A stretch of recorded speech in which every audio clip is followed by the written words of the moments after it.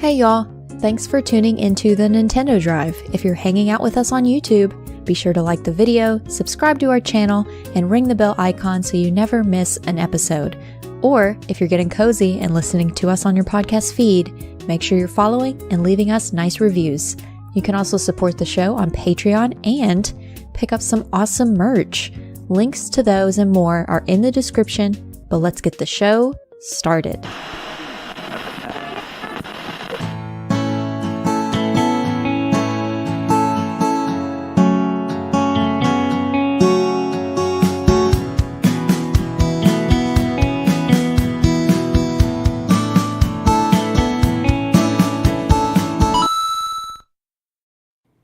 Hi. Dude, it's so funny. On my side, nobody else can see this, but on my side, when the intro is playing, I can see Lachlan and Amanda kind of like off screen, and it's for a little while, it's some kind of head nods, and then like a second or two, everybody just goes, like everybody prepares for the peace sign. It's the most important part. Mm-hmm. It's very funny out of context. It's very good. You have to prepare. Yeah. Good to see everybody, man. Look at everybody here in the chat. Yawn32, I don't think you're 10th, Yawn32. I think there's some people, I think you're a little earlier than that. Sean Caprice here in the chat saying hooray. Happy to be, I'm happy to be a little bit of dopamine for Sean Capri because Sean's been going through it today. Sean did chapter 5 in Xenoblade today. So thoughts and prayers for Sean in this difficult time. I know, I've been there. I was chatting with him. It's a tough spot to be in. But I'm not there yet. Yeah, he wept. He wept. Sean wept. We've established Lachlan's in a silly mood tonight, and I'm here for it. We've established this. We have the time change. I don't know if it's time change related or what, but bad headache today. Real bad headache. I'm not in a silly mood. Maybe that's it. My allergies have also been bothering me this week. Mm-hmm. Yeah. Yeah. I went out for a walk today and I thought fresh air would help and it didn't. I thought a nap would help. It didn't. Nothing, man.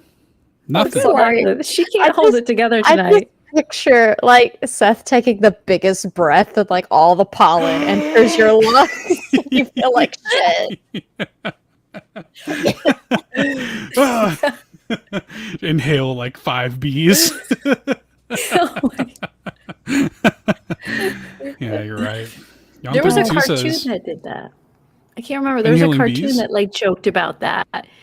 Yeah, it's going to come to me at the most random time of this podcast. So when it does, my first trip to the emergency room ever in my life was I was playing baseball. I was probably 8 or 9 years old. And while I was running, I had my mouth open for some reason. I was just a stupid kid, I guess. And a wasp went into my throat and stung me in the throat. And it started to like swell. And they had to rush me to the emergency room and like stick a needle in my throat. Yeah, it was a lot. It was crazy. I got dark real fast. It was like a thing. God. Yeah, it was intense. They had to do it. They had to do it to me. Get it to him. They had to save my life. Oh Lord. Oh Lord. Jan32 says Kirby that pollen right up. Right. Kirby would take it like a champ. Kirby would be like, take all the pollen. Kirby can handle some pollen, I think. I think Kirby could do it. My chest hurts. This is too much. And we're only a few minutes in, not even. And this is why Amanda runs with a mask on, is what Sean says in the chat. No, we don't. What? Lies? Liar? Stop watching me. Oh, goodness. I think, okay, y'all, we must move on. We must. No, we don't. We're going to talk about a bunch of stuff tonight. We have a lot on the docket. I only have one little bit of housekeeping. One little piece of housekeeping, and that's just that Sean's been on break, and we will welcome him back to the show next week. So be excited for that. He announced this via Discord and stuff, so it's public. But I just wanted to make sure all the listeners knew that Sean's gonna make his return to the show next week, and we're excited to have him back. We've missed him. But I think that's about it in terms of housekeeping. I think so, unless I'm missing anything. But if not, let's talk about some video games. Lachlan, you guys both have got an impressive list here in the notes here, much more impressive than me. So what's going on? What's going on here? Demos. All I play is demos. That's all I do. Love a demo. You don't need anything else. Like when I don't know what to do for stream, I'm like, demo. Why not? So I played 4 demos. This was like a 4.5 hour, probably one of my longest streams that I've done personally. At least on my own. Last Thursday. Because I think you mean Thursday. True. I don't know if the sale is still going on. I don't believe so. But if it is, check Steam. But there was like a Women's Day sale going on. So I played 4 of the demos that were on sale during the time. Grimoire Groves. It's such a hard. Is this it? Yep. Grimoire Groves. That's the first one. Those look like Pikmin. Yeah, that's what everyone kept saying. It is Pikmin. They look like Pikmin. Gordlitz, which was the second game I played, they had little Pikmin-like characters. And then I played Star Stuff and Bubblegum Galaxy. Wait, Gordlitz? Which one is this? Yeah, it's after the Be Right Back. Yeah, right here. Yeah. It's this is coming to Switch, right? From what I can tell, Grimoire Groves, the first one, is coming to Switch and PC. This one, I couldn't confirm. PC for sure, but I can't confirm if it's coming to Switch or not. Only 2 of the 4 that I played, I can confirm are Switch or will be.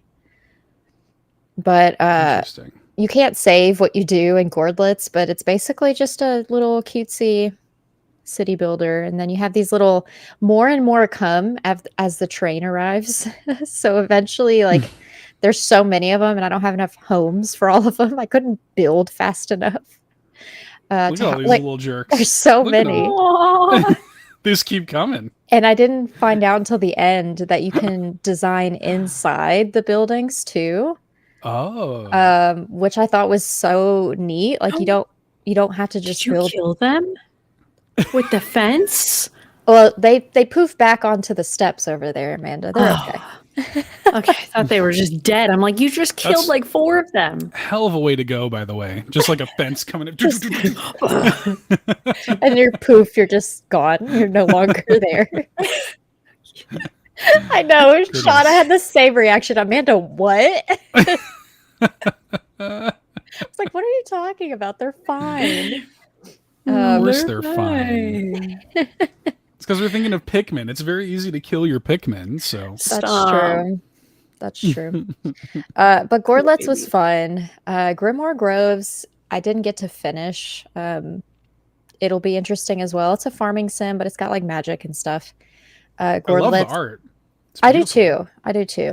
I think it'll play well on Switch. I was close to the end, but I had like 4 games I wanted to play, so I had a limited amount of time. I spent the most time on this one, and I did the thing where you're getting ahead of the game, and I broke it a little bit, and I had to restart and quickly catch back up again, so it took me a little longer. But yeah, that was fun. It was fun playing all the things. Nice. All the some of these other demos. Star Stuff I finished. I really liked this one. PC and Mac is what it's going to be releasing on. It's just it's a puzzle game, but you're also coding. It's like simple coding is how you solve the puzzles. I think you get past this little bit and you'll see just a little bit more. Cute. But you're basically giving the bot, you're getting close. You're giving the bot commands. You see to the right, that menu. So you tell them to pick up at this spot, drop off at this spot, and then you run the code essentially, and the bot is just doing the commands. I see. And there's sometimes where you have to react before the bot gets to a certain place, if that makes sense. Some of them were quite difficult, but I really liked this one. Cute. And we love coding. Why not? Yes. Gordlitz reminds me of a game that when I was younger I used to play on the PC. I don't know if anybody in the chat or any of you have played it. It was a Lego game, and you would like build this city, and people would come flooding in, and like you could just build this city for like ever and ever. I'll have to look up what it was. And Isn't I remember it just you could called send like mail Lego to City Builder or something like that? Oh, Isn't that it? I don't know, maybe. I think so. Let I me never played see. it, but I It think was that's so a thing. good. Can we also say that I'm always drinking something, even on my own streams? Literally Always drinking a Coke. some liquid, always some kind of liquid. Something. I need the caffeine at all times. And then this is the last one. What's it called? Bubblegum Galaxy. Oh, cute. Which is coming to Switch as well. This was the other one. And you're building the planets. Yeah, here's a good. But they're like little tiles, and you get extra points if you match up specific tiles amongst other ones and like colors and stuff. I don't know what this reminded me of. It's those little board games, Yeah. With the like Carcassonne or something. Yeah, it's kind of like that. But it's just a point system essentially. You have to earn so many points, but you also have to lay so many tiles. I definitely liked it. It was interesting. It was weird, but also interesting. I think they compared it to Beautiful Katamari with the other bits in the game as well. So, oh yeah, with like the characters and like how silly they are when they're inside the office. I can definitely see that. You know what the vibes of it remind me of Bee and Puppy Cat. Have you ever seen Bee and Puppy Cat? Yes, I didn't even think about that, but I love that show. Mm-hmm. Yeah. Just like the pastel colors and stuff. Yeah. Cute. But I played I found the game. Oh, what's it called? What was it? I found it. It was called Lego Loco. Okay. And it was like, yeah, it was a city builder. And it was like stressful, but great at the same time. And I remember playing it on the PC. This is it. Mm-hmm. The little Lego guys would talk. Oh, they talk. Oh, the little Gordlets didn't talk, but I did feel a little bit overwhelmed with the amount of them running around. Is it this right here, Amanda? Yeah. Lego Loco? Yep. Mm-hmm. This was the game. We might still have it at my parents' house. Look at that. The hand is so creepy, especially because it's not a Lego hand. Living La Vida. This game was Lego fantastic. Loco. My brother and I were addicted, and there was like secret characters you could get to move to your town, secret animals that would show up. There was like big achievements. So good. And you can simulate it. So like once you're done building, you can hit start and the little train will go through and people just come flooding in. Oh, I was like, where's the loco part? I don't see the people, but I get it. That loco. It gets very loco. A little mild. Yeah, Lego not so loco. It's very stressful. Mm-hmm. Over here. Well, they're not going to show it there, but yeah, it was a great game. This person's not really they're not ready for the chaos. Wow. But it was really good. Loved it as a child. I've never heard of that game. Me either. Never heard of it. You learned something Maybe new. someone has. Maybe somebody will resonate. Someone out there is going to be like, Amanda, I get it. I'll be like, yes. I get you, Amanda. Thank you. That was just one evening. And then I played Snufkin, Melody of Moomin Valley, which is out now. I played it on Steam because that's how I was able to get the code. They didn't have enough Switch keys, unfortunately, but that's okay. I think it'll play.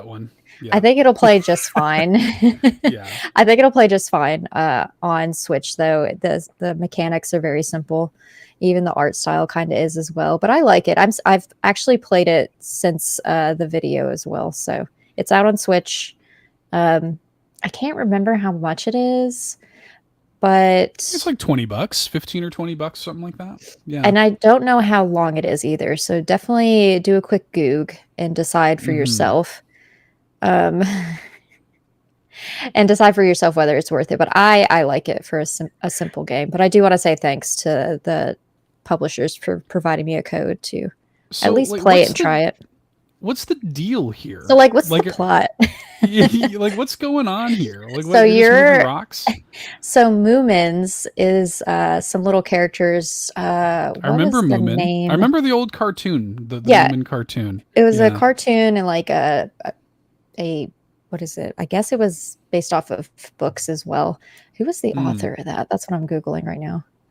Give it a goog. It's impossible Goog. to know. Oh, Tove Jansen. Okay. I'm sure Good old there's a Tove better way. Jansen. Good old Tove, you know. I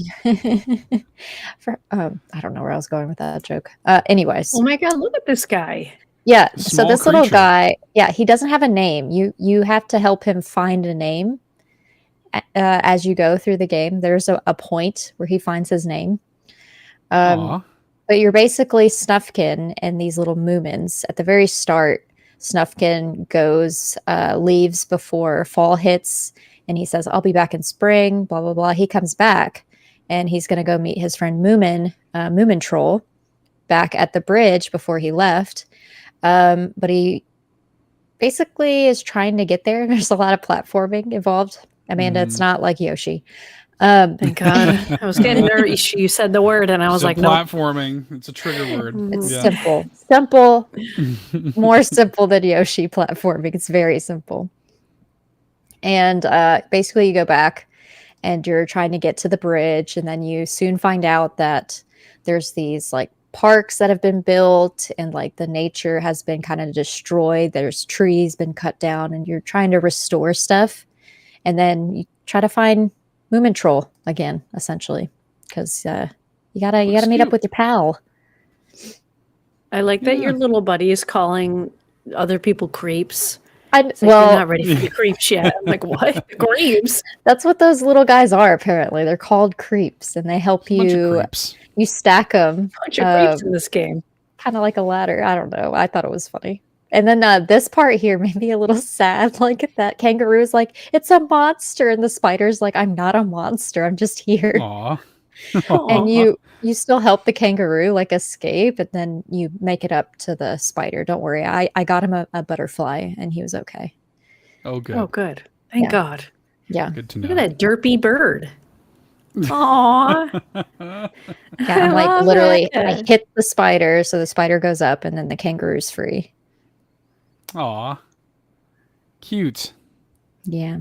I like this one. Like I've been waiting for this one for a while, so I was happy to be able to try it out for the peeps. I like it. I like it. I don't hate it. Mm-hmm. Spoilers. Sorry. Oh yeah, spoilers. Yeah, don't be spoiling Snufkin. Sorry. For people. Yeah. I spoiled the first 40 minutes of the game for you all in my video. Don't go watch it, please. Do not. Okay. And then Metamorphosis is a game that I keep going back to and trying to finish. That's that one where you get like real small. Yeah, isn't it? It's basically a creepy version of A Bug's Life. Mm-hmm. Okay. You're basically a bug. Yep. Very good. Very good.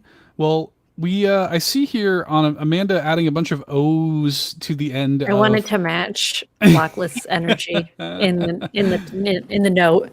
Yeah. To the end of Princess Peach demo. Yes. I thought we could all chat. We all three have played it, and I'm really curious how y'all feel about it. Amanda, I think you streamed it. I did. Even. So yeah, what did you think, Amanda, about this Princess Peach demo? It kind of dropped out of nowhere last week. We got this Princess Peach Showtime demo. There was a bunch of excited chatter in our Nintendo Drive chat when it dropped. So thoughts? Yeah. How'd you like it? I thought it was really good. I mean, not surprised that it has a very similar presence to Yoshi, where you have to collect stars instead of flowers. And shocker, I missed some. Go figure. What else is new? And they show you at the bottom. And I was like, whatever. I liked it. I think it was really cool. I think it's going to be a really fun game. It's kind of nice that every like theater is basically a different mini game. Essentially, like there's a different way to play it. Patisserie Peach sucks. Very difficult. I was struggling a lot. I was like, how do people do this? But I really liked the sword Peach, and I'm excited for Ninja Peach. But I liked it. I like that she's like getting her shine. It's so cute. And her little Luma is very cute. Yeah. Stella, is that her name? Stella? Oh, sorry, Stella, not Luma. Stella. Yeah. So, it's cute. Yeah, see, that girl didn't miss any flower or any stars. This is me playing. This is me playing right now. This is that's like that. Didn't miss any. Yeah, this is my. I'm like, well, dang. Yeah. Oh, well, I'll say too, like the Patissier Peach. Let me see if I can find it. Let's see the chaos. The chaos. freaking I was mess. doing okay. Do the one with the loops. Yeah. The last cake? You'll see me. This is where one. I started freaking out. This is where I'm like, Yeah. you know, Yeah. I don't know what the hell I'm doing. That's the thing. Like, I see a lot of people being like, oh, this is like a baby game for babies. And I'm like, this is a little tougher than you might think. I mean, yeah, it's easy, you know, spoilers, they didn't make this game for 40-year-old dudes. But Then like, you realize, like, oh, if you do it no. well enough, it pops into place. yeah. Yeah, Ugh. fine. And then like I got 10 seconds left to do this last cake, and I'm hosed. There's no way I'm doing it. But yeah, I had fun with it too. How'd you like it, Lockleth? I liked it. I got without even trying, you know, because I'm a big girl Of gamer. course, yeah, of course. I got all the Megan. I got all the stars in the first one because I'm great. Wow. Without Nice. even trying, you know. And I did. I can't see said. Did you figure out the spotlight? Like the different spotlights would like show up in certain spots, and like it would take you to a different area. You just had to pose, and it would take you to a new spot, and you'd get Oh, right. like extra Yes. coins or another star. I think I hovered around the first spotlight, and then I noticed that the game told me that if you pose, something cool will happen, and then that's how I learned to just look for those throughout the rest. But if I would have missed that first spotlight, I probably wouldn't have figured that out, I guess, on my own. Yo, this part sucked. I was getting so PO'd. I died 3 times. Sarah was like, why am I dying in this game? Why? It took just me stress. it took me way too PTSD. long to figure out that they just keep coming. You can just go. Like you don't have to. Right. I immediately got Yeah. PTSD from Yoshi. So we're still struggling. What's funny, Amanda, this is made by the same developers as Yoshi. Oh, I know. I've been told multiple times by multiple people in my Twitch chat. They're like, by the way, I'm like, don't even. I don't want to know. Well, But I like that think you it's can- well, actually, Amanda. Yeah. Look at Stella, little baby. It's So cute. cute. I just think love like it. I came away from this being like, you know what? Yeah, this is like exactly what I thought it was going to be from the trailer. It's just a cute, well-made, fun, you know, experience. Like so many people came into this, I feel like, with the wrong expectations. Like people are like, "Oh, I want this to be as hardcore as like Mario and Zelda." And it's like this was never going to be that. Y'all, come on now. You know? So, Question. What Peaches are we going to cosplay as? Because I'm 100% question. ready to cosplay as one of these Peaches. And she's just so cute. She's just so cute. Lachlan and I are both googling. Or like, what are the peaches? What are the Peaches? And it Which gives you an peaches? actual peach. Which peaches do we have confirmed so far? So far we've got cowgirl, sword fighter, patissier, kung fu, detective, ninja, figure skater, thief, mermaid, and mighty, which is like the Iron Man one. Oh man, probably detective, I guess, if I were to choose one. Ninja, all the way. I'm ready. I've been looking up like outfits. I'm like, we're doing this because I think I'll be late. I'll be late to the streaming game because I'll be on vacation when it actually comes out, when it shows up to my house. So look at Cowboy Peach. Pretty cute. Cowgirl Peach. Pretty cute. She's so She is cute. cute. I do love sword fighter Peach. Although, hang on, do they have a picture of the dashing thief? That's the one I was that. thinking for me. Just this Yeah. tuxedo mask looking Oh. Peach. Oh, I Yeah. love it. And Yeah. then Sean's the Mega Man Peach. Yes, of course. Yeah, this is Sean. That's we Sean. found Sean. Yeah. Ah, Yeah. Very cute. so cute. Man. Look at there she is. Oh, I love it. Yeah. I'm so excited. It's very good. So, did you, Lachlan, have we publicly talked about what we're doing on launch day? Did we want to talk about that tonight? I mean, we can. I don't have any times, Okay. That's fair. but we Yeah. can just maybe just mention a little moan. Give it a mensch. Yeah, a little mensch. I am taking the day off on the 22nd when it releases. I'm literally going to leave my house that morning and try and find it physically out in the wild and purchase it. If not, my fallback option is digital because, you know, as Amanda and we were discussing earlier, like you buy it early and you don't get it the day of release, which is of course a shame. No point of a pre-order. Pre-orders are such a waste of time. Yeah. 100%. Yeah, the only one I pre-ordered was Tears of the Kingdom, but I was able to go in store and pick it up like late that night. And I guess you could have done that this time. I don't know. I think somebody mentioned that, but I wasn't gonna do all that because I knew I was gonna have the urge to play it Thursday night. So I was like, no, I must wait. So Friday morning, I'm gonna go attempt to get it and then successfully bring it home because it will be happening. And I'm gonna play some Peach Showtime. Hopefully, we're gonna test it this weekend on the Carpool Gaming Twitch channel on Friday sometime. I don't know what time yet, but we will announce. Yes. Yeah, it'll be fun because Bowser is also taking the day off. Like she messaged me first, so it was technically her idea. I will give her credit. She's like, "So, are we taking the day off on the 22nd?" And I was like, "Already put in my vacation. Let's go." I love this. Aw, it's so cute. Yes. Yes. I don't know time. That'd be awesome. But we'll let y'all know. Figure it out. Her and I are gonna get together this weekend and do some tests. We got Sean's in here in the chat talking about figure skating now. Did y'all ever keep up with that when you were a kid? My grandmother loved figure skating.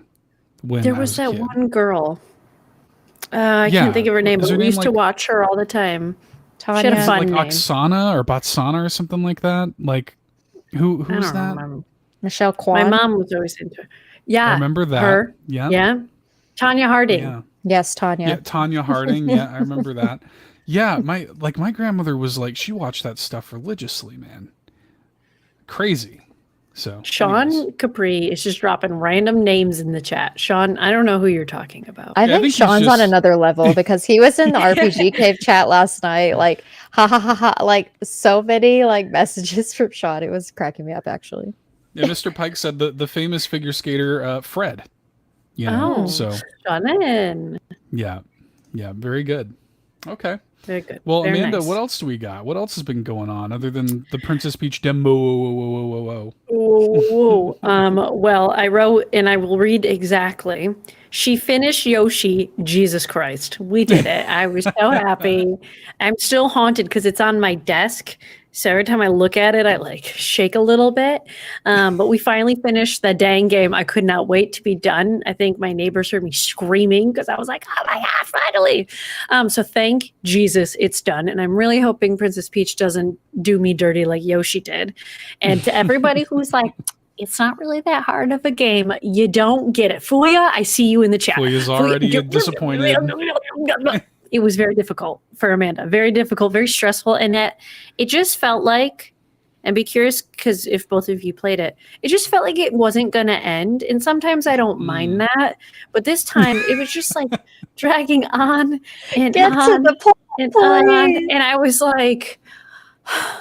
And then like the final boss thing, like Baby Bowser, wasn't really that bad. There was bosses prior to that. I was like, I can't do this. And I'm like, I waited this long to get this, for him to wish to be a robot. This is it. This is it. So thank Jesus it's done. I never want to touch it ever again. And then we're playing Persona still. We're vibing in Persona, vibing in Fortnite. And then... we're going to start a new game on a Thursday. Oh, I see. I see you're thinking about finally doing that Monster Hunter. I'm ready. I think that's going to be the one. Okay. I think that's going to be the one. I was watching some older videos on YouTube of some people playing it, and I was just like, yeah, it's kind of cute. I want to play it. So I think that's what I'm going to start. Nice. We're back to playing old games. I'm down. Sean said he's going to beat Xenoblade Chronicles 3 before me. I don't know about that, Sean. I'm hoping to play it on my plane for my vacation. So, but aren't you like on the last boss or something? Second to last. I can't beat the second to last battle is very difficult, and I don't think I'm a high enough level. And then I just took a break, so we need to go back. So maybe my goal is to beat it before Sean does, just so I can say I did. Wait. Okay, listen. You took a break to play Yoshi's Crafted World because you thought it was gonna be simple, and you were Thought it was probably gonna bring me joy. you probably raged more in Yoshi than you did in Xenobabes. 100%, 1000%. I haven't raged in any other game as much outside of Celeste, which my Steam is trolling me. My Steam today was like, Celeste is on your wish list and it's on sale, and I'm like, shut up, Steam. But yeah, Yoshi has made me more mad than a lot of games that I've played in a long time. So I don't know why. I mean, hey, I think it's definitely a 2D platformer thing. I think Amanda and 2D platformers do not vibe. So maybe you should take Celeste off your wish list. I don't remember. I don't touch my wish list enough, but it was literally like I heard a notification, so I like went over to my phone as I was cooking, and I was like, "Don't get out of here!" And I immediately went back to cooking. I was like, "We're done. Thank you." Yeah. Throw the phone against the wall. Yeah. I'm throwing everything. We chucking Yoshi. We're chucking the phone. Adios. You got some support here in the chat. Quaggy also doesn't really like 2D platformers, so can always count on Swaggy. You know, Swaggy's got my back. I'm here for it. is suggesting that we throw you straight into Mega Man. So no, that's not going to happen. Yeah, that's not going to happen. Okay, I'll be quick. The two games that I'm playing could not be more opposite, although they're in the same genre. I've been on this like indie 3D platformer kick ever since playing Penny's Big Breakaway. And I picked up this game. It's been on my wish list for a while, but it's on sale for like $2. It's called The Castle on the Coast. You play as this little giraffe, and he's like, so what I learned is he's actually the mascot of a children's hospital in California, and like the story actually is kind of about like these kids who live in this like magic castle, and it's kind of like this escape, like it's this metaphor for them like escaping from their reality in the hospital, you know. It's kind of sweet, but like, yeah, you see like some of the stuff that you can do in this game is insane. Like the movement kit, you can run on walls and double jump, and like you get all this stuff that you can do. It's like crazy. It's like very overpowered. It's cute.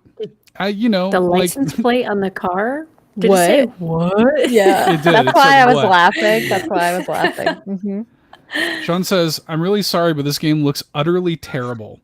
I will say, you have to. Sean. Yeah, I mean, you have to be willing to overlook like some jank. I mean, the game's made by a very small team. It's like an indie game. I paid $2 for it. It just looks like an N64 game, but I like it. Yeah, it's just kind of cute and fun, and like I said, I wouldn't recommend paying $15 for it or $20 for it, but for $2, like I had a really good time with it.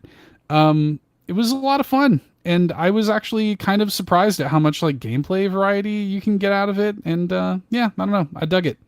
I'd recommend cars, Sean. There's cars in it, like in Fortnite. Okay. It's Fortnite. Just like in Fortnite. Did you hear they put Rocket League in Fortnite? Yeah, I know, right? News. You get these cute little costumes. I'm running around as a little like wizard giraffe, and yeah, I don't know. I had a good time with it, and I feel like it's the kind of game that like nobody's ever heard of, and so I just wanted to give it a little bit of a shout out. Here on the show. It looks so cute. Very similar to the game that you brought to us last week with the dragon. Yeah, Cavern of Dreams. Yeah. There's definitely more like powers and costumes, but I do like, and I thought the same thing, Pat. Jeffrey the giraffe from Toys R Us. That's what I thought of. Yes. Yes, big time. It's just kind of cute. Sean. It has a good heart to it, you know? Like I like good-hearted games. Like I like it when a game has a good heart. Now, the next game I'm going to talk about does not have a good heart. This game's called Hellpie. And this is another 3D indie platformer where you play as a minion of Satan named Nate, and you have to collect ingredients. It's Satan's birthday party, and everybody forgot about it. And you have to Nugget is your little cherub that you have at the end of a chain. You can use them like a hook shot, and you have to collect ingredients for the Hellpie for Satan's birthday. And it's a lot of fun. Like the movement is really fun. The abilities you unlock are fun. It's very like crude and grotesque, as y'all can see. But it's kind of great. I kind of love it. So yeah. Okay, Sean's now into Sean this. is interested. Sean, the giraffe, and now this. Like, stop, please. Yeah, he says It's now all we're cute. talking. Yeah. It's very fun, man. Like the movement and like it says a filthy 3D platformer, and that's exactly what this is. Look at it. Having much a really was this fun one? time. I think this is 15, if I'm not Okay. mistaken. Yeah, and it's actually quite big. Like the actual like content in it. There's a lot of like worlds and collectibles and costumes you can unlock and stuff. Yeah, it's really fun. I really like it. I Yeah, love shoutouts to Nugget Nugget. so much. Shoutouts to Nugget. Nugget is Nugget, like a naked baby. he's a little cherub, and you get him early on. And by the way, he's thrilled to be there. He is like he loves everything that he's doing. He's like totally into it. And you collect these little cans of meat that you feed him. Ugh. Yeah. Mm-hmm. Yeah. Ugh. So Hellpie, very family friendly, very cozy. You know. So Sort of cozy. We're gonna do fan art of Nugget after the stream. Do some Nugget fan art. The Yeah. world needs it. In the post show. Yeah. Well, that's what I've been playing. That's I've been in this little indie 3D platformer space. I want to play Super Samy Roll next. That's next on my list. So I'm basically trying to like fit in a lot of these small games before Peach next week. So we'll see. But you're gonna blaze love- through Peach like so quickly, I bet. Maybe. Oh my god, it'll be done in an hour, and I'm gonna be like 5 hours in. Like, I hope I'm not done in an hour, but you know, if I get like 6 to 10 hours out of it, I'll be thrilled with that. I will So. say, going back to Peach really quickly, Mhm. I noticed it too, Seth. I think you mentioned it when we were talking about it when it came out. You and I were both playing it.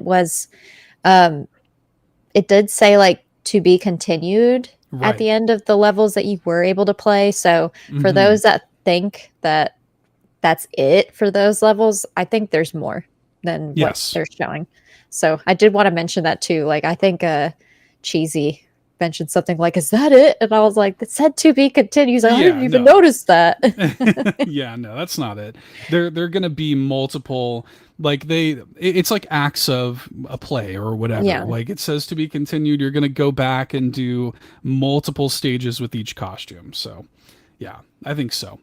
I'm really looking forward to it. It's gonna be a fun time. Okay, well, let's hit some of these questions real quick. We have a ton of questions, so we'll try to get through these relatively quickly. First one comes to us from Fulia. Fulia asks, so we're getting a sequel to the Super Mario Brothers movie in 2026. Bit early to announce it, but I guess they're trying to get the hype started from now. What will the next film be about, do you think? Bowser's still on the hunt for Princess Peach's love. I personally would love to see Luigi take the lead a bit this time and make it the Luigi's Mansion movie. What are y'all thinking? What do you think? New I Mario agree. movie? I agree Yeah. with Fulia with Luigi love. Mm-hmm. I'm here It for wasn't it. in the first one enough, I don't think. No, I think they teased it in the first one to show more in the next one. Mm-hmm. My thought. Amanda, have you seen the Mario movie? yeah, Okay. I saw Oh, it in thank theaters. God. I have the tin that the popcorn came in, the question block. Yeah. What do you think? Of course I saw it. There is a Lord. Oh my course. God. She's seen the film, y'all. I was gonna say you can't say She's of seen course. it. Amanda, you haven't seen Star Wars. You can't be like, of course I saw it. Duh. I'm Amanda, the movie going fiend. You know, it's not like. Okay, I go to the movies to see anime movies and video game movies. So that's my kind of cup of tea. Well, good. Uh, Yeah, thank the Nugget. Says 132. Thank the Nugget that Thank she's you, seen. Nugget. nugget. Yeah, You thank Nugget, Nugget. that adorable cherub. Amanda's seen a movie. Praise be. Oh, So- God. Do y'all think, because like it was weird, right? Because we talked about this a little bit last week on Mario Day, on Chun Day, they had this little presentation, and they were like, you know, we're making this new Mario movie in April, whatever, 2026, but they didn't specifically say that it's the sequel to this. Like they just said another movie in the Mario movie universe, and I feel like that has to be intentional. Right? What do you think, Amanda? Amanda's got her hand raised. I think, sorry, yes, I had my hand raised. I think, can I say what happens at the very end? Is that too much of a spoiler at this point? if y'all are worried about the spoilers, skip ahead, whatever, a couple Spoiler seconds. alert, FYI. They showed a Yoshi egg, as much as I love a Yoshi right now, a Yoshi egg at the end. I think it's going to be a full-on Yoshi exploration, for better or for worse. Okay. And I bet they better put Poochie in it at that point, or I'm going to be pretty PO'd. But I think they're going to take the Yoshi route because they showed the egg at the very end of the movie. And then, or someone's going to get like a spin-off right off the bat, which I think would be weird because the way the movie ended, it definitely made it seem like it was going to continue on. But it'd be cool to like have like a Yoshi Island exploration. I'd love that. Yeah, I think that'd be awesome. Yeah. I mean, I do think they're going to make a sequel to it. I mean, they're obviously going to make a sequel to it. I feel like they're like, I feel like they're cooking up a bunch of things at once. And I think they're going to get like, I think they're churning right now. They're going to have, I think they're cooking right now. They're working on the sequel. I think there is going to be like spin-offs and stuff like that. Definitely. I think we're going to see Donkey Kong spin-off. I think we're going to see a Luigi's Mansion thing, but yeah, in the actual like Mario Brothers movie 2, I want more Luigi. I'd love to see, I mean, they're teeing up Yoshi very clearly, right? So yeah, I'd be into that. Be way into that. I don't know. What do you think, Lockleth? Lockleth is shaking her head. Then Sean retracted his message. I see. Yeah. I think they obviously showed the little bit at the end. I feel like there's something coming in terms of that. Maybe the island's under duress or something. Who knows? Under duress. Yeah. Who knows? Maybe.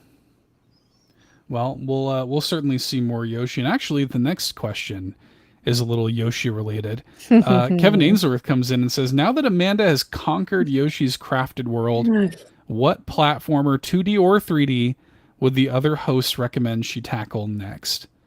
None. Interesting question. How about just none? Just none. I'm gonna get my Switch out for this. Not 2D. Oh, I think it has been, and Sean points out, congrats to Amanda, because despite all the frustration, Amanda, you did do it. I did do it. I'm mad that I had to do it on mellow mode, but I don't think I would have been able to do it without it. The wings were key. Half of the areas, I didn't even take the route you were supposed to take. I just flew. I was like, we're skipping all of this and we're just going to fly. Sean, with the sarcasm in the chat, dear God, don't come back next week. Don't. Not the don't come back. No. Don't come back. Wrong Get out of here. But what if, Kevin, here's a great idea. I just don't play any more platformers and I just stick to cute open world JRPG. Not RPGs. 2D. I think 2D platformers are just not. I do kind of want you to try a 3D platformer.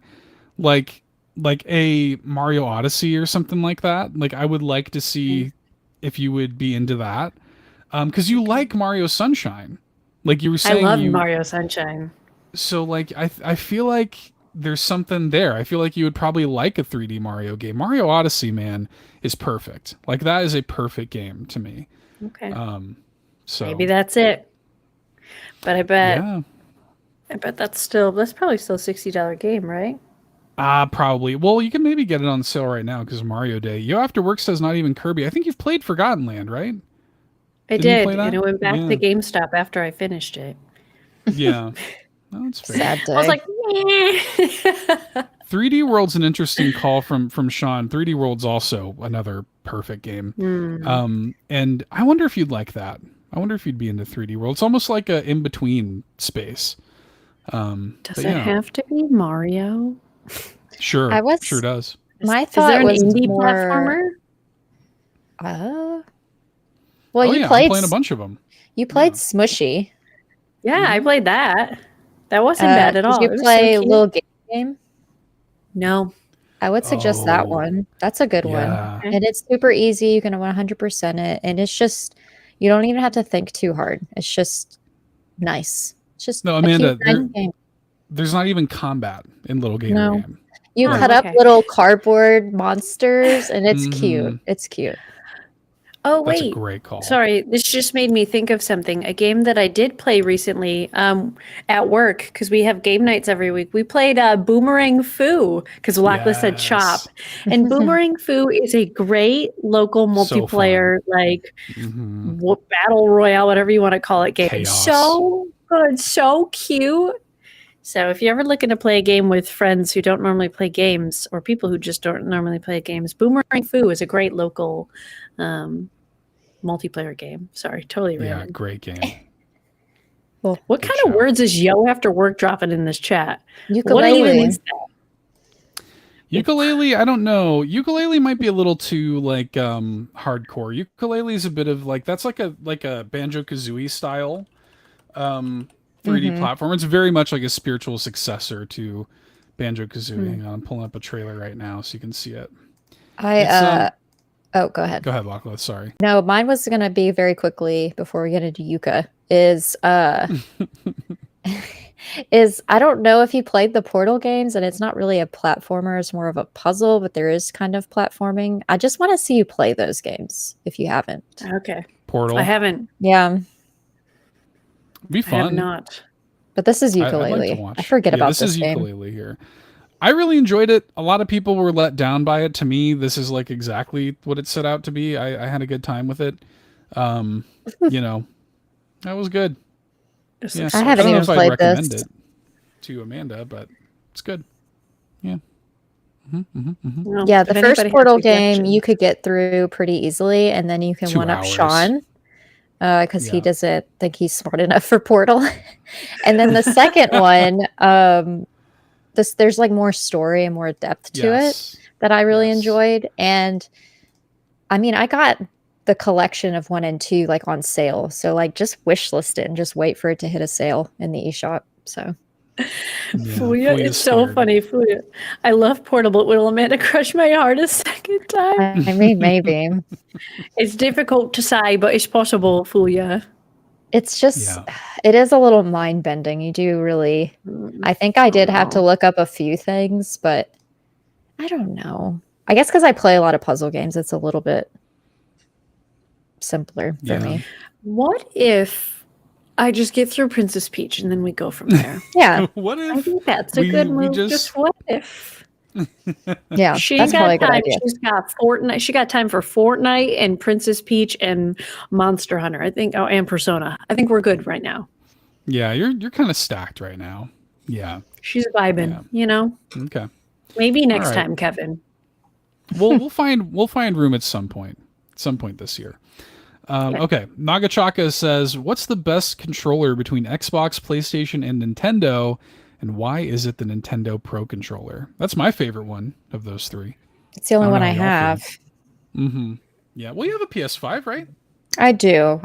Yeah. But I play so many Switch games that if I switch from this, literally from the Switch to the PS5, like I have to think backwards. So It's weird. Sounds like math. I don't like well, the only thing I will say is it really that weird? Because Xbox and PlayStation, even though the buttons are different, like they're like what you do with both of those types of controllers do the same things. it. But with like a 100%. Switch, like the back button and the go button are flipped from what Right. Yeah. those consoles have. So that's my biggest struggle because I play so I much don't Switch. get why. Because don't- I'll play Fortnite with Xbox. So I'll have I don't even have it up here, Xbox, and then I'll switch to this, and I'm like, wait, what? They're I'm like- completely flipped. I think Oh, they're Nintendo different. just likes being different. That's just how they always are. They don't want to. They don't. Hmm. They don't like doing things the same. I don't know. Yeah, this is one of those situations where like I have an answer to this, but I don't know if anybody cares. It's like- Sure. it's Give it to me. it's when Nintendo, you know, like the original, like it really started with like Super Nintendo. It's the same layout that they've always used. A B X Y. It's the exact same layout. I figured it was Um, historical.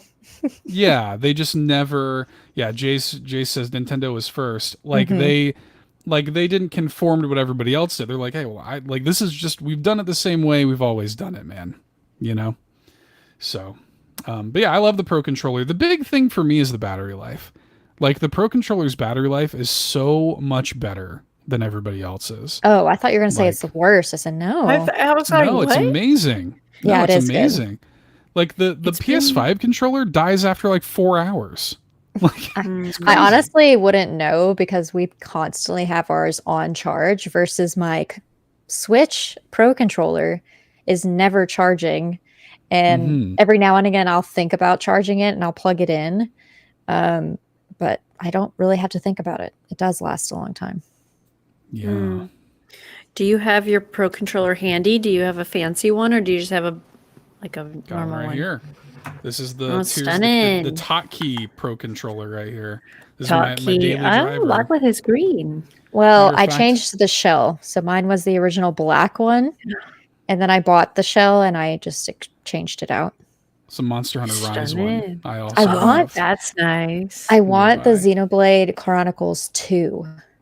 That's a good one. Ooh, That one looks so stunning. stunning. Stunning.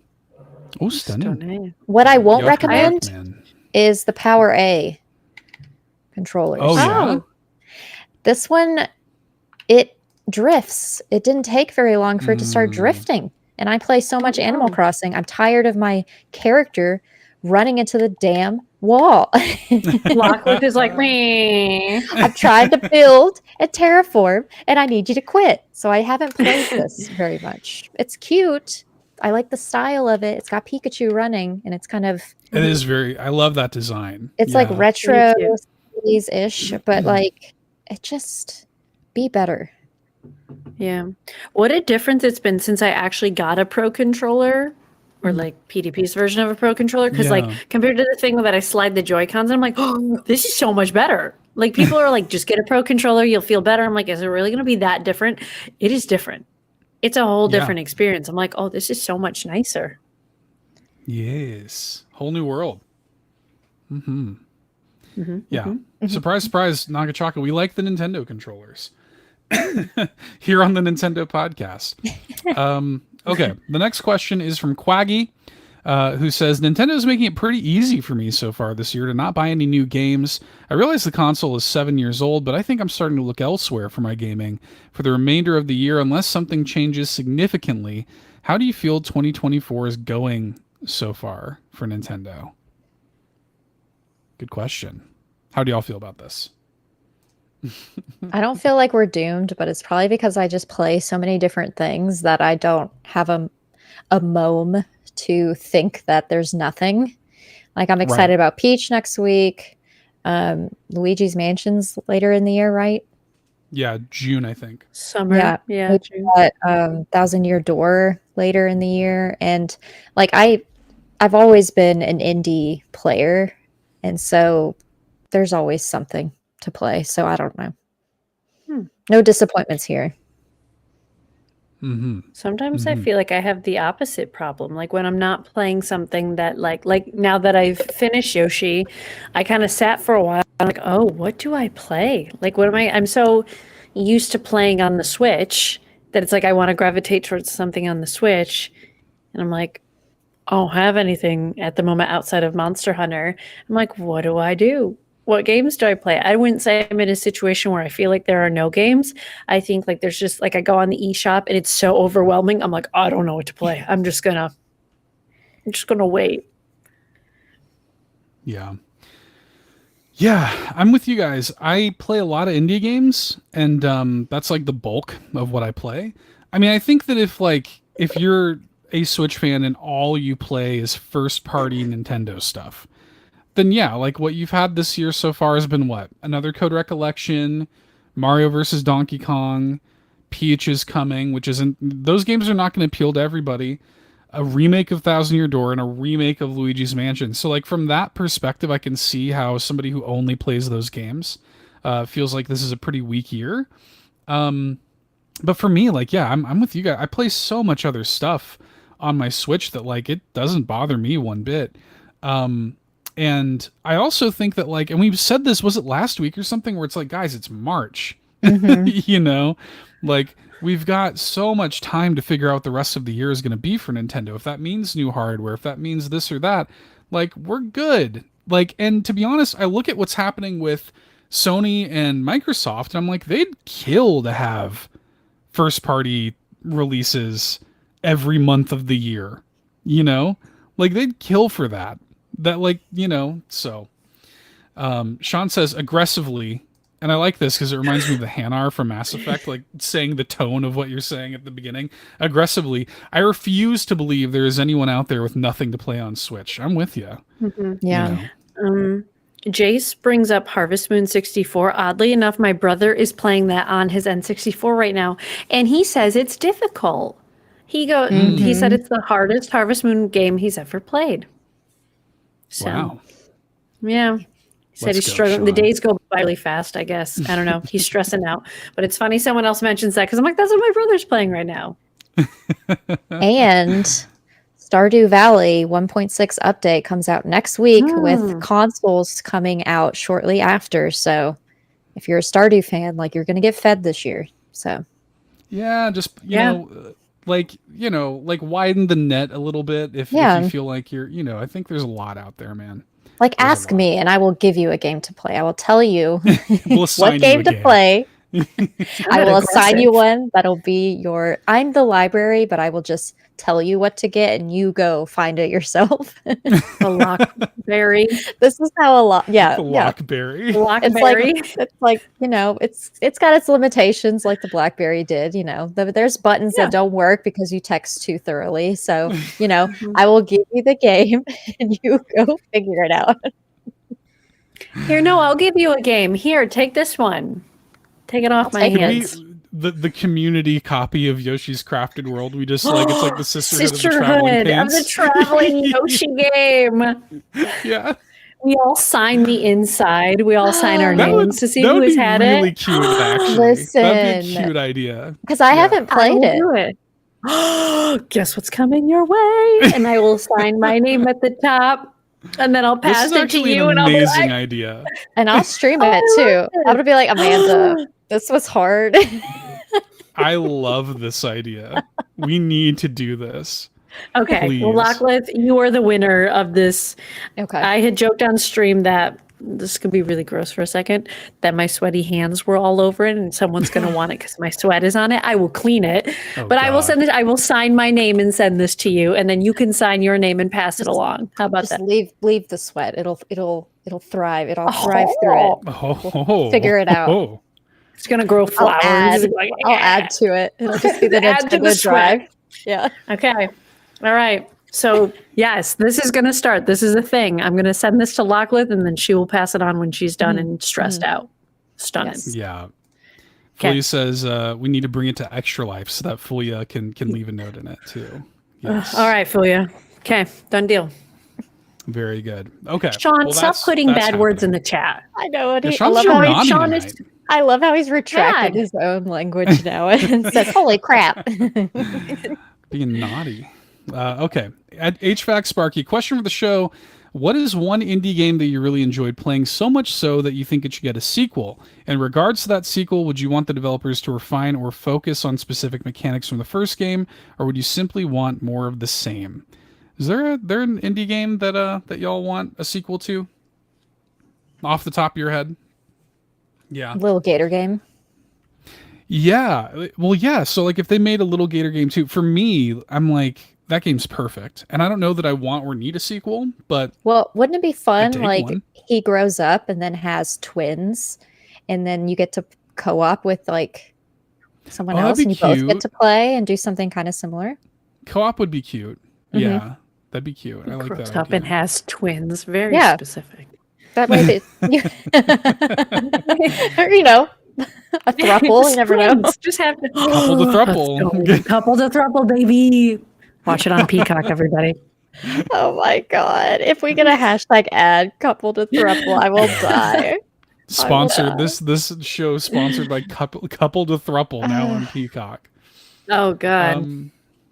Yeah, the first thing that came to my mind for this, unfortunately, there was going to be kind of a sequel to. So my thought went to Night in the Woods, which is one of my favorite indie games of all time. They were kind of working on a sequel called Revenant Hill that was announced, and sadly, it's been put on hold, I think, indefinitely because Scott one of the main developers, has a heart disease.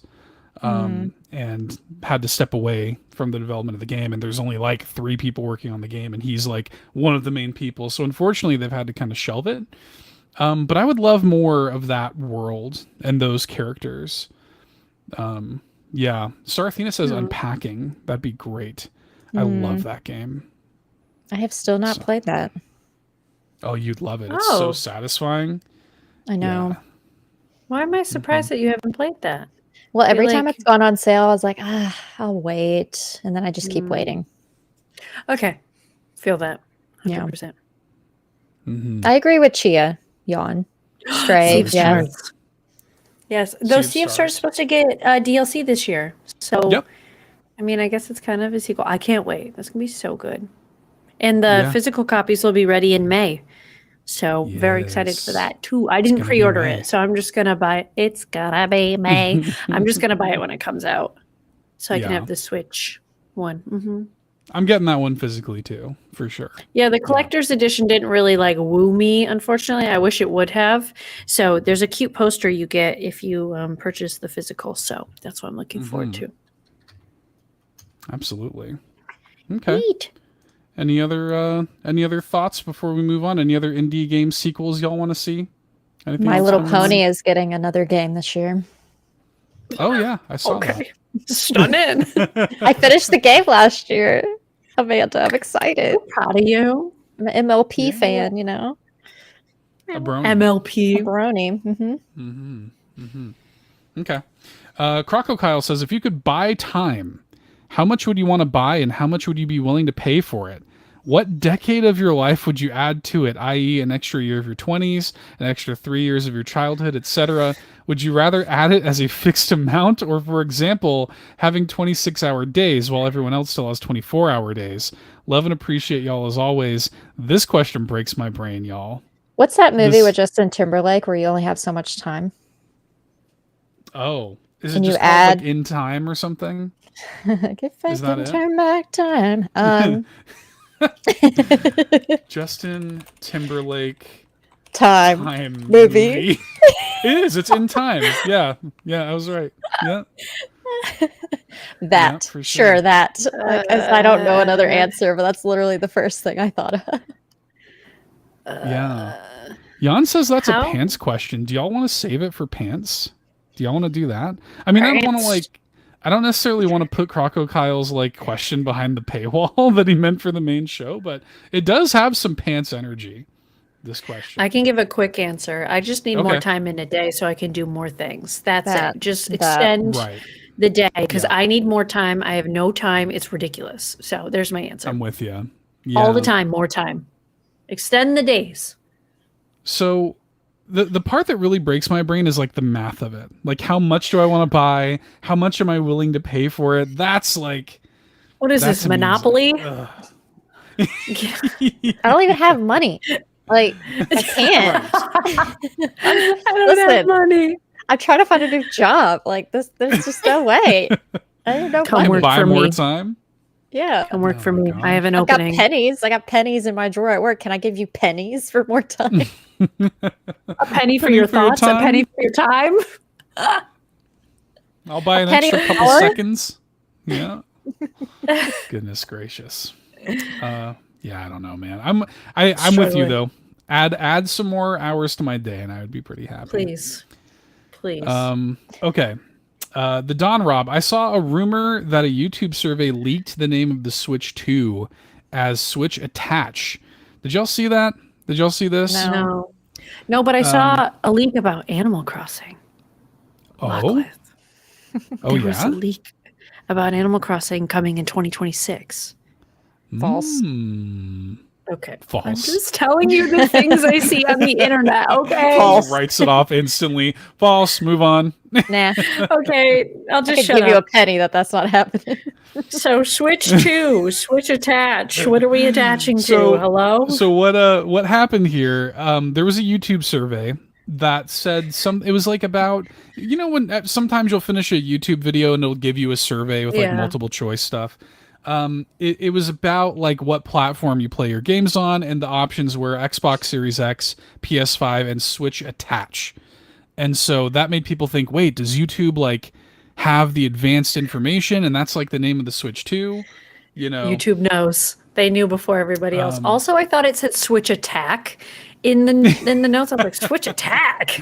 That sounds worse. The attack of the Switch. I literally had the same thought. I didn't see this. Yeah. Are we going the opposite of what like the Switch right now is like unattached, right? Like we're taking these off. Like are we taking this back? Are we turning back time? Glue it back? That's the time question. No. Is this even real? What if you attach a Switch to another Switch and then you have the Mega Flip DS Switch? Cute. There's a part of me that would love that, first of all, Amanda. Like some kind of second screen experience on Switch. I'd love that, but I've always just wanted them to use the smartphone app for that. I've always just wanted that. Oh, yeah. You know? Oh, maybe you could attach your phone to the top. That would be kind of cool. Play your mobile games on your Switch. I shouldn't be here. Just get me out of here. That's just called duct tape. You can just rig that bad boy up any way you want, Amanda. Get me off the show. Sean, Amanda's like, just attach more screens. Go. Attach it to my monitor. I'm like, wow. But I would be kind of into the idea of having a second screen experience on Switch too. I don't know if that's what they're doing here. I'm sort of inclined to think that this was just some sort of typo or misunderstanding or something. They meant to say attack. The Switch Attack. Yeah, I think so. I think that's what they meant. Switch Attack. It could be literally anything, but it'd be a very weird way for that name to leak if that's the case. I will die if that's it. I will be like, can you get any more uncreative? And that's what you come up with. I mean, the Switch was a cool name. Worked out great, though I don't know if people were saying that when it was first announced, but like, Switch, stop being so literal. Please, just make it cool. Just call it something wild instead. Just piss everybody. I like Jan's answer. Switch Ikba. Switch Ikba. Yeah. Just do that. Switch it could be anything. Mm-hmm. Just call it the Swaggy, and we'll attribute it to Quaggy. Okay. Let me just mention, little mensch.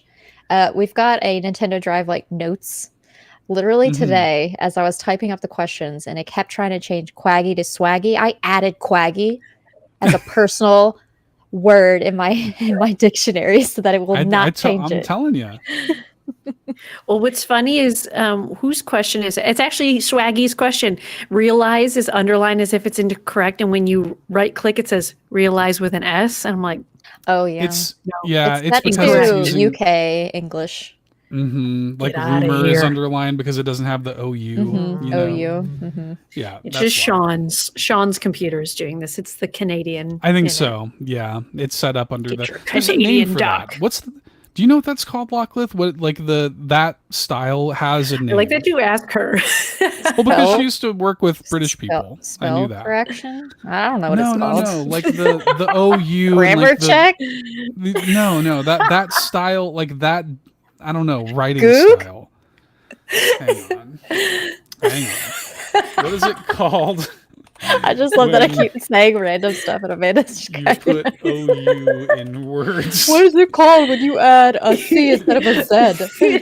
That's it. No, Swaggy has me. Commonwealth English. That's what it is. Yeah, Thank you, Swaggy. To remember that. Thank you. Yes, thank you. Yes, thank you. I'm too poor to know that. Oh, we're not cool enough. No. Anyways. Anywho. The Don Rob's question continues. Totally unrelated. What's one book you've read at any point in your life that you would recommend others to read? Ooh, wait. Okay. Can I go first? Please. Yes. Let me preface this with Amanda doesn't read. FYI, I haven't read a book in a while. You don't read, but you don't watch any movies either. So. She don't read. She runs and she plays video games. That is my life. But there is a book that so many people at work have recommended to me that I'm actually going to purchase and try to read. It's called tomorrow and tomorrow and tomorrow. And it's about these two students in gaming. One's from like MIT, I think the other's from Harvard. And it was really good. Supposedly people at work were like going nuts over it. And they're like, you need to read this book. So it's about gaming. That's what I'm going to attempt to read. So. That sounds cool. They like developed games together or something. So it's like a nonfiction thing? I think that the deal? it was based on a real story, I think. I don't know. Is that what nonfiction? So there you go. You read that. Mm-hmm. Yeah. Mm-hmm. So apparently it's really, really good. But I wanted to read that one next. Nice. I'd say next as if I'm reading. Oh, it's fictional, says Star Athena. So there you go. Okay. Good to know. There we go. Never mind. Stunning. What do you have, Lockliff? What are you thinking? Literally the first book I thought of was one that I read through twice when I was in school. A young Locke would have suggested a book called Blood and Chocolate, which is a story of a teen. She's 16. She's beautiful and strong, and all the young werewolves are on her tail. Oh, uh-oh. Now we're talking. She's grieving for her dead father. Her pack remains leaderless and in disarray, and she feels lost in the suburbs of Maryland. Oh, wow. Wow. She longs for a normal life. I'm not done. She longs for a normal life. But what is normal for a werewolf? Wow. Deep. Okay. Stunning. Blood and Chocolate. Wow. Easy read. Romance. Werewolves. It's like the pre-Twilight, even though it was probably written after that. I don't know. Beautiful. Wow. Okay. Love that. The book that I always recommend, I can recommend to literally anybody. It's a book series called Post Secret, which is one of my favorite book series. It is the way it started, it was a social experiment that this guy Frank Warren did in like the early 2000s, where he would leave postcards in random places, and he would say anonymously, he would address them to himself, and he would say anonymously, put your biggest secret on this postcard. And he collected all of these and put it in a book called Post Secret. And it's just this collection of like the most human life. Some of it is sweet. Some of it is people like confessing to actual crime, like that they've gotten away with and stuff, like crazy stuff. It's fascinating. It's like a fascinating social experiment. Some of it is like funny, just whatever these people kind of felt like putting on these postcards. Some of it will make you cry. I love it. And it's just basically a picture book. So like anybody could, anybody that can enjoy a picture book can enjoy it. It's a whole series. They've made a bunch of them. So yeah, Post Secret, highly recommend. Okay. So, yeah. Animorphs. Oh, hell yeah, Yarden. Look, you want to talk about Animorphs? I'm your guy. I love me some Animorphs. No, I could not recommend Animorphs to everybody, but it sure as hell is for me. Okay. Final question before we get into our main topic here, an hour and 15 minutes in. Sure. I Can't See says, if you could choose one of two things, which would it be? A physical copy of Mario Wonder or a Nitro Deck Switch controller? I don't even know what that is. The a heck is Nitro that? Deck? Duh. Nitro Deck Switch controller.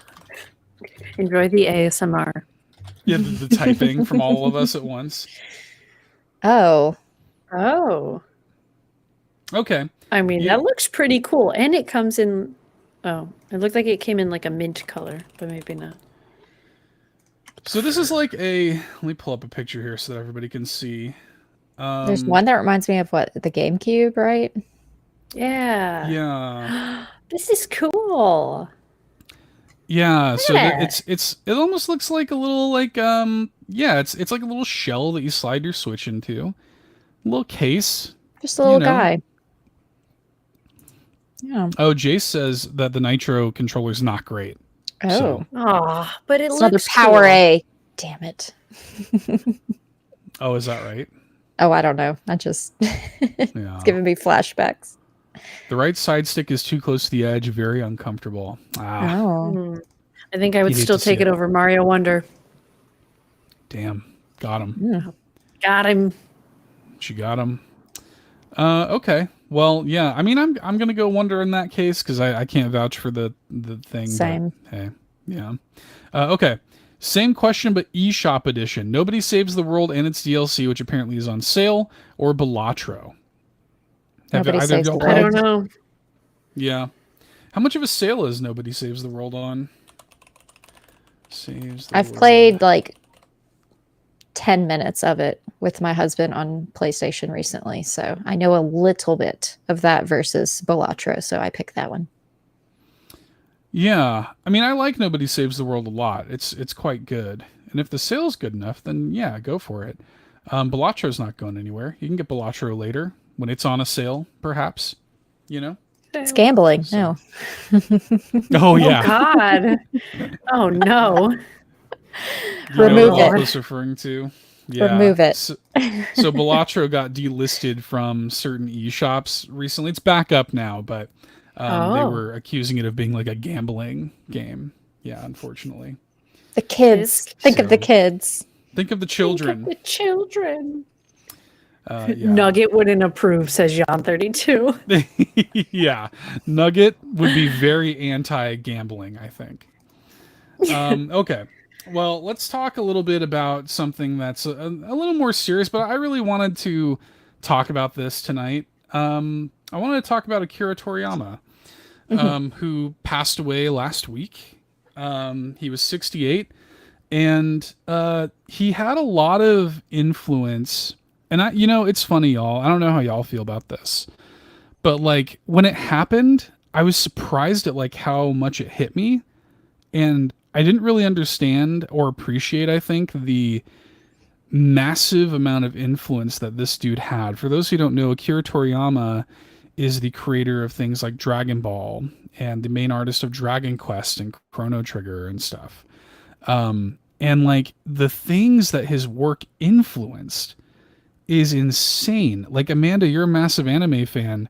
Like, basically every anime creator or a mangaka or whoever have come out of the woodwork talking about how much he inspired their work. Like, if you enjoy anime or a video game that is like anything made in Japan, effectively, he probably influenced it in some way. It's crazy, including Nintendo, and we'll get into all of that. But I wanted to pitch it to y'all. Amanda, like, you're a big anime fan. So what is this how did you feel about this? I mean, I grew up with Dragon Ball and Dragon Ball Z, and I remember having all the VHS tapes, and we might still have them somewhere. But what I really loved about him was how well respected he was in the field. Shonen Jump had done a thing.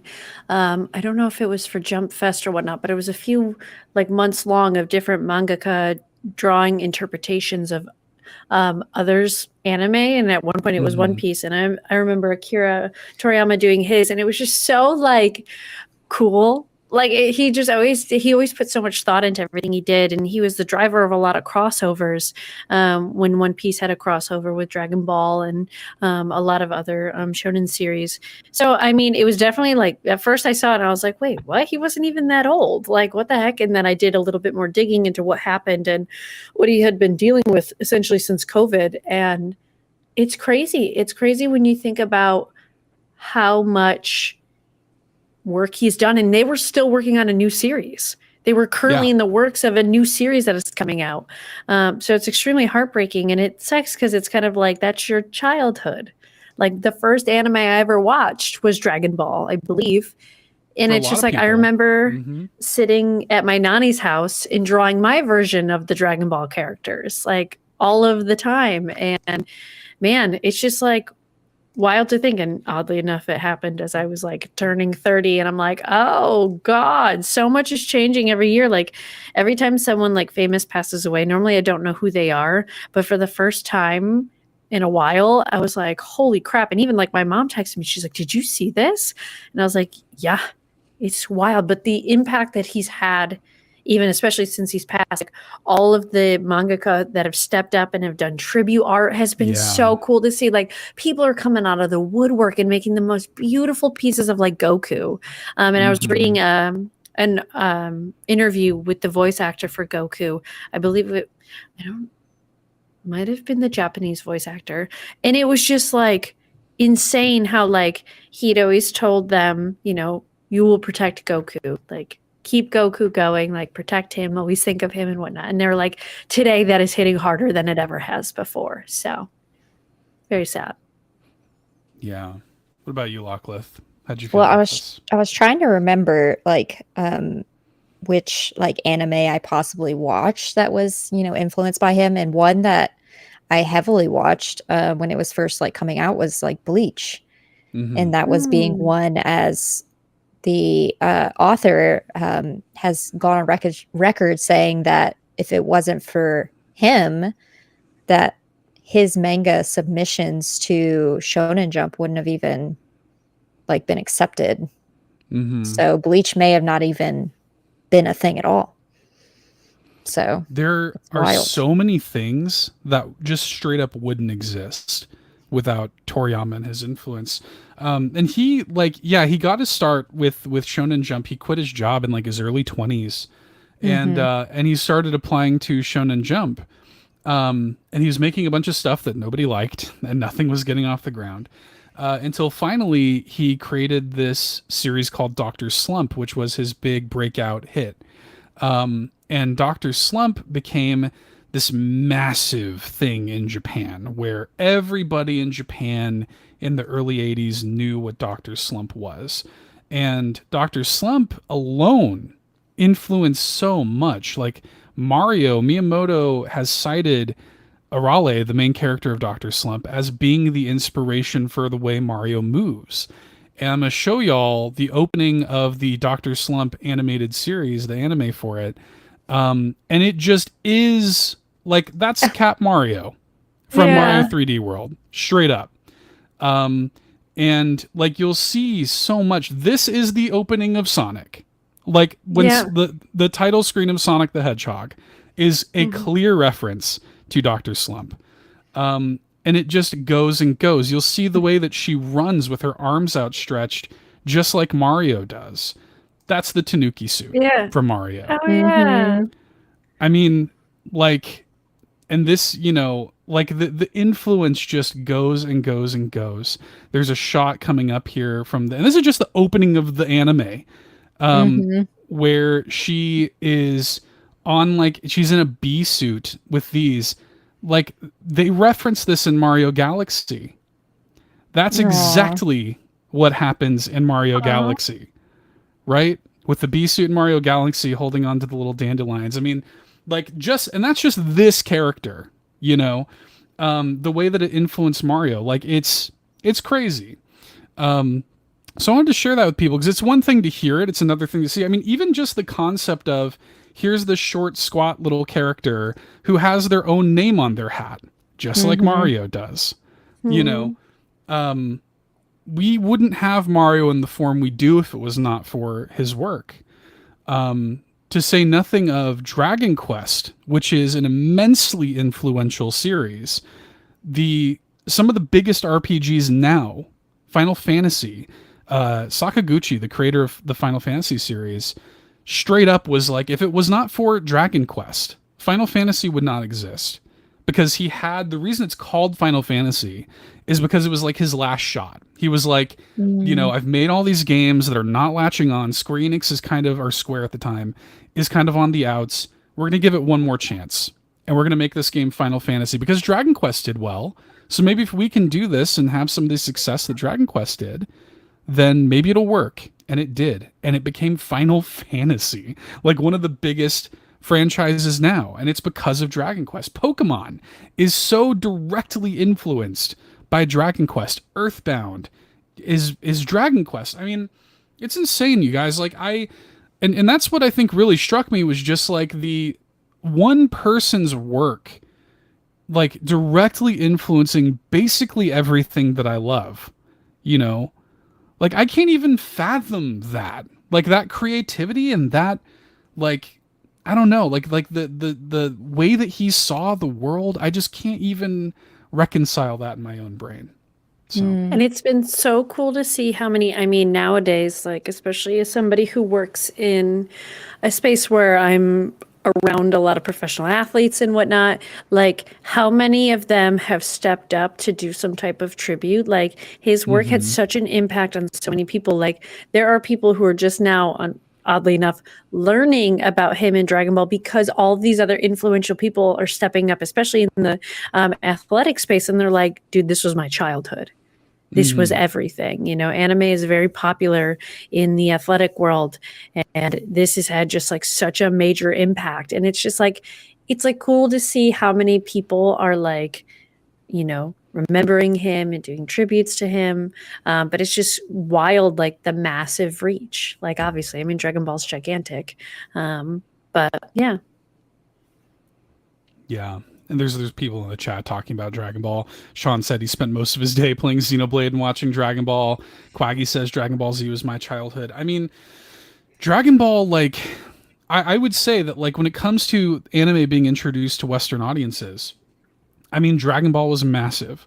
It's a huge part of everybody's childhood. I think that the vast majority of people who live over here were introduced to anime from Dragon Ball. The only like distant second place is maybe Sailor Moon. But like Dragon Ball was it. Dragon Ball was what busted this thing wide open. And who knows when this market would have latched onto anime if it weren't for Dragon Ball. When we were kids, Amanda, I resonated so much. You were talking about drawing with Dragon Ball. Like, when I was a kid, I wanted to be an artist for many years. Same. I remember the moment that I decided I wanted to be an artist was when I watched The Lion King and I learned how to draw Simba. And when Dragon Ball came out, I was like, oh, I want to draw like that. Like, that's how I want to draw. And so I would just pause. Like, we would have a Dragon Ball VHS or something. I'd pause it and like trace literally over the TV screen. Oh, damn. And to this day, and I didn't even like realize I do it subconsciously. If I'm in a meeting or something and I've got my little notepad out and I'm writing down notes for my meeting, everybody has a go-to doodle. Like, everybody just doodles, like they have their go-to thing they doodle. Mine's Goku. And it has been since I was a kid. Like, I doodle a little Goku face just without even thinking about it. And I don't know, man. Like, it's the kind of thing where I didn't even realize how much of an impact he made on my life until after he was gone. You know? And I think that it's because there are a lot of people, you know, when we talk about Studio Ghibli, we talk about Miyazaki. When we talk about Marvel, we talk about Stan Lee. And Toriyama was a very shy man. He had this like little persona that he always kind of put out there. He didn't give a ton of interviews and stuff. And so, like, he kind of became this very quietly one of the most influential figures in pop culture without ever stepping into the spotlight, you know? Yeah, he was the GOAT, man. Yeah, it was so funny. I was joking on stream. I have this weird bruise on my arm, and oddly enough, it's like perfectly like 3 stars, like the Dragon Ball. And so I drew it the other day, and I was like, "Oh my god, look! I got a Dragon Ball on my arm." And then I saw this, I was like, "Oh my god, wait, hold on! Like, what the heck? That's kind of weird." But to your point, Seth, yeah, I used to draw my version of Dragon Ball Z characters in Super Saiyan mode constantly, and my brother and I had all the action figures, and I don't think we ever owned any of the manga, but we definitely had the VHS, and I used to just like be so hooked to it. And I saw Dragon Ball Superhero in the movies like 2 years ago or a year ago, whenever it was, and it just like brought me all back. I was like, oh my god, it just reminds me why I love it so much. And I think that's why originally I was really drawn to the Dragon Quest series, because I was like, oh my god, look at that, like same artwork, like just given like, you know, Goku vibes, Dragon Ball vibes, you know. So I mean, it's definitely sad. It's tough to lose somebody with such a legacy in the anime world. And like I said, it's going to be really tough knowing that like they were in the middle of a new series that they were hoping was going to kind of carry the Dragon Ball name again. But yeah, Sean, you're killing me in the chat, man. Sean just wants to be included. Yeah. Yeah, he'll be back next week. I want to share this with you guys. This has kind of been making the rounds too, but when when the creator of Dragon Quest, Yuji Horii, who they met because he was also a writer, he was working at Shonen Jump at the time, and he's trying to get Dragon Quest off the ground and stuff. And Dragon Quest kind of became, because like he basically recruited, and this is post, Dr. Slump and everything. Toriyama's already kind of a household name, and Toriyama didn't really like know that much about video games at the time, so he recruits him basically to take an art pass at some of the ideas that Yuji Horii had for the monsters of his RPGs working on. And so Yuji Horii would send him, on the left you see Yuji Horii's designs, and on the right that's what Toriyama would hit him back with. So he would kind of send in these kind of generic, like whatever kind of designs, and then Toriyama would take his pass on it, just the way he saw the world, to go from this little kind of like whatever, like little devil guy to this on the side, just so much personality. And like it's very striking when you look at the slime, the iconic Dragon Quest slime, which for my money is the most iconic enemy design in all of video games. Yuji Horii sends him this just nothing, just like this mound of like crap, like it just Play-Doh? Like, what is that? Yeah, it just looks like nothing. And the way that passed through Toriyama's filter, he hits him back with this, just the way that Toriyama saw the world is so beautiful to me.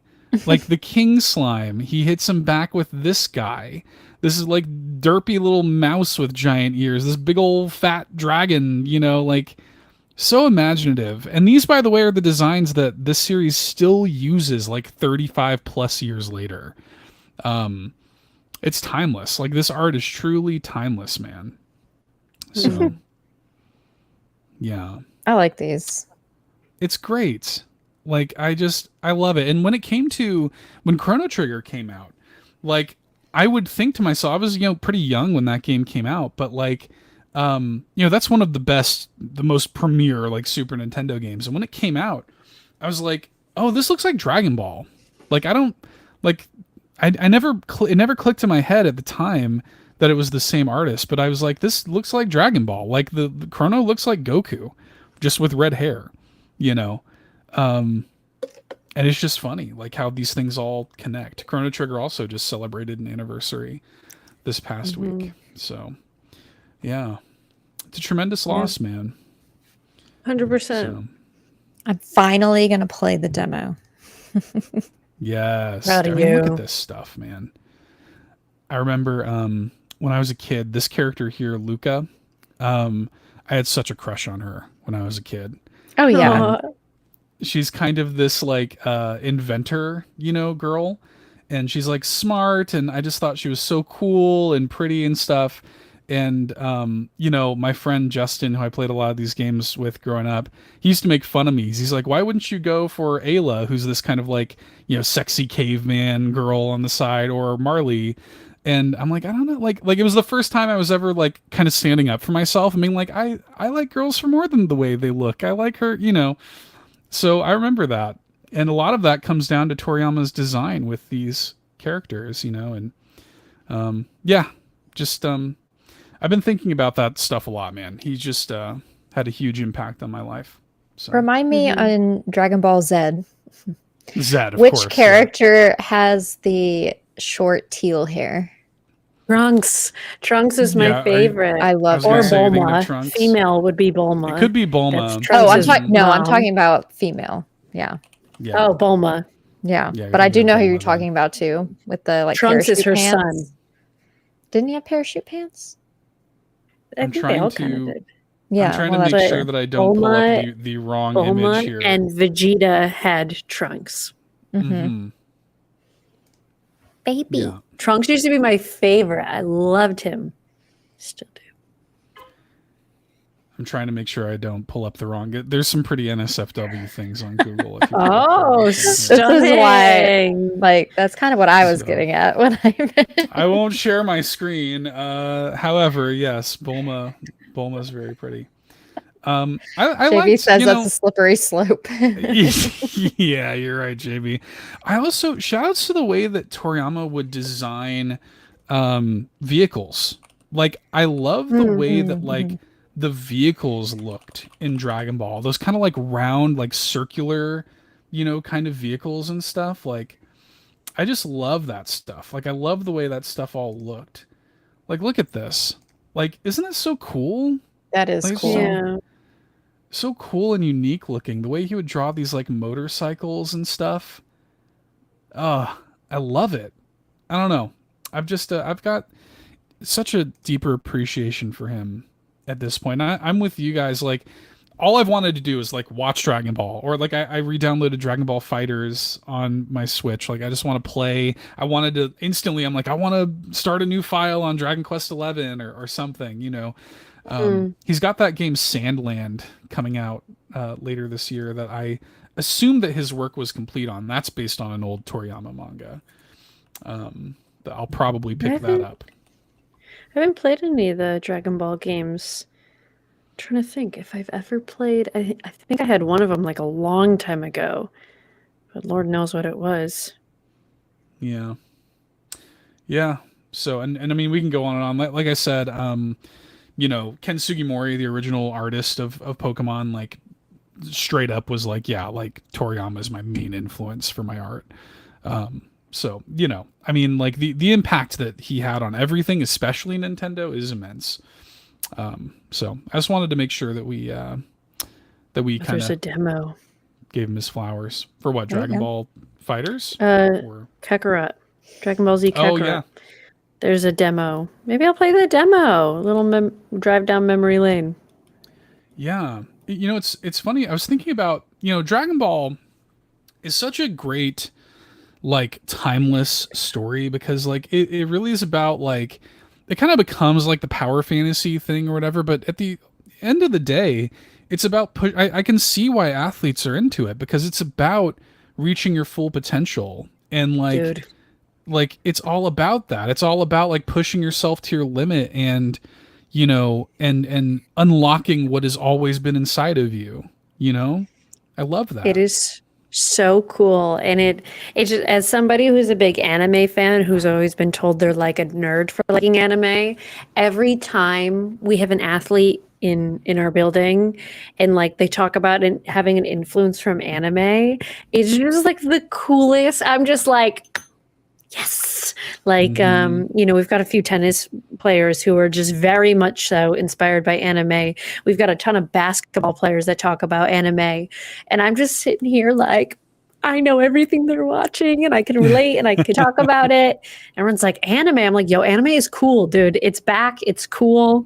Like, it's mainstream. So. Dude, my nerdy friends and I used to get on the playground and, like, try to go Super Saiyan. Like, we would be on the, like, you know, on the playground. We would, like, work out. And, like that was what got us, like, exercising when we were kids, was because we wanted to be like Goku. We wanted to, you know, to gravity train on our way to Namek. You know, like, that was what, you know, we did. And, I love that Goku is also, like, yeah, he's a total badass, but he's also a total goofball. And so derpy. He's like, he like eats like a bunch, you know, and like, he's like sweet and good hearted and he's a good, like, you know, husband and father and stuff. And I don't know. I just, I really have a deep appreciation for that stuff. So, anyways. Same with Vegeta and Bulma. Like, it was just like the moments that I was like, yes, this is adorable. I love this. Like, they should just show different sides of them. He was so good about, like, you know, in the story, like having these big tough guys, but then they do have hearts. They do have big hearts. Yeah. And shout outs to the Saiyan names all being like vegetables. It's always very good. Vegeta's vegetable. Kakarot's carrot. His brother is Raditz. Like, I love that stuff. Broly's broccoli. Like, anyway. Yeah, I could go on and on. We're going long, so I'll wrap it up there unless anybody's got any sort of final thoughts on Toriyama or anything you want to say before we wrap up. No, I'm just going to play the Dragon Quest XIS. Whatever that means. Demo. Rumonomers. Ruminooms. Room Nooms. Well, before we wrap up, Locklith, do you have a physical for us? I do. It's kind of, it's not a game. It's not a gaming related, but it's fantasy related. I finally finished Legends and Lattes by Travis Baldree. Yes. Good read. My first of 4 books. I'm only going to read 4 this year. One a season, so I'm ahead of schedule, technically, because March isn't even done yet. Not sure what the next one will be. I'm going to take a little bit of a break. I do have the Throne of Glass series, like most of those books already, but I have to start all over again because I don't remember anything. So I'll probably start from the prequel and move from there. But I might just read the prequel, and then maybe I'll go to the prequel of this, because there is a prequel to the Legends and Lattes book. Definitely cozy, easy read. I think I mentioned to Roy, aka Ron Savoy Prime, that it was an easy book to read and also put down for a couple weeks and then pick back up and continue reading. Like, I didn't forget what was going on. Like, I can still do my whole like gaming sessions that I like to do, and then I didn't have to read every night to know what was going on. So it was a simple, easy read, cozy read. Highly suggest. Some book recommendations here on the show. I know, right? Okay. I'll bring out a physical here too, in memory of Toriyama. My second favorite DS game, Dragon Quest Heroes Rocket Slime. The little slime on the box. I adore this game. I was talking to my wife today. I might get a slime tattoo. I might do it. That'd be so cute. I adore this game. I'll get my Dragon Ball, my 3-star Dragon Ball, and you get your around the bruise. This game's special. This was this is my introduction to Dragon Quest, actually. And it's a Dragon Quest spin-off, but I love it so much. So are you gonna get the slime looking like that? Because that's pretty adorable. I think so. Adorable. Yeah, I think I'm gonna get him like with that kind of face, like on my forearm or something. Oh, cute. Yeah. Put it on your knee, and so when you like stretch your knee out, his mouth opens. It would you're relaxed. And with that, we're going to thank our Patreon supporters at patreon.com/carpool. Huge thanks to everybody who supports us over there. Thank you to our ultimate producers, Tony Baker from youtube.com/quest4pixels. That's youtube.com/quest4pixels. Jonathan Brown, whose music can be found at linktree/pme.jib. Lee Navarro, the fearless leader of the Phoenix Overdrive Extra Life team. And Quaggy, who reminds you that the best babes are Xenobabes. Big thanks to our ultimate producers. Links are in the show notes. We got to thank our gold members, Adam K, Anna, Awesome Dave 1337, BobLoblaw, Brad Moore, Brian Reese, Cecily Carrozza, CrocoKyle, Dan and Luma, Dannohh, Emily O'Kelly, Jan32, Marcus O'Neill, Peje EP, and Tim Aulph. Big thanks to our supporters at Patreon. You can join their ranks, 7-day free trial to the exclusive tier, and get a bunch of exclusive content like the Nintendo Drive post show that we record after the show. So yeah, thanks y'all. Appreciate it. Preach y'all. Preach y'all so much. Amanda, where can people find you? You can find me on Twitch, twitch.tv/miles_of_Amanda. You can always also find me on Twitter or X, Instagram, YouTube, all of the things. Come hang. See it.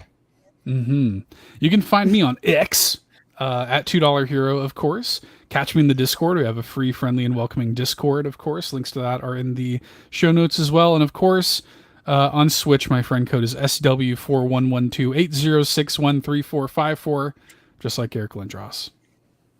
You can find me at locklet.card with 2 R's.co. All my stuff is there.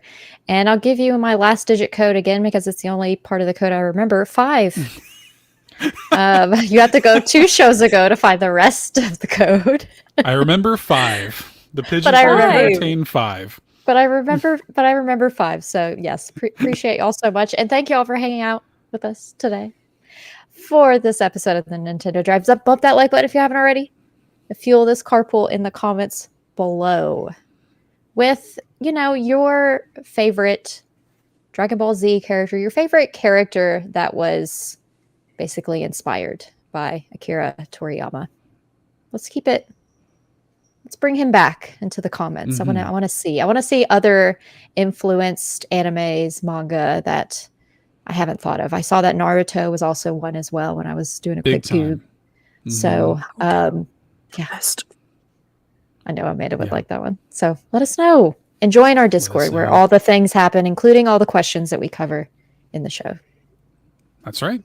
All right, everybody. Have a great one. Thanks for hanging out. Bye. Bye. Thanks so much for tuning in to this week's episode of the Nintendo Drive. Now, before you drive off, be sure to like and subscribe on YouTube and follow us at Carpool Gaming on socials. Don't forget to check out our awesome Nintendo Drive merch on carpoolgaming.com, and you can also support the show on Patreon at patreon.com/carpoolgaming, where you'll unlock all sorts of exclusive content like the Nintendo Drive post show. Links to everything are in the description. See you next week!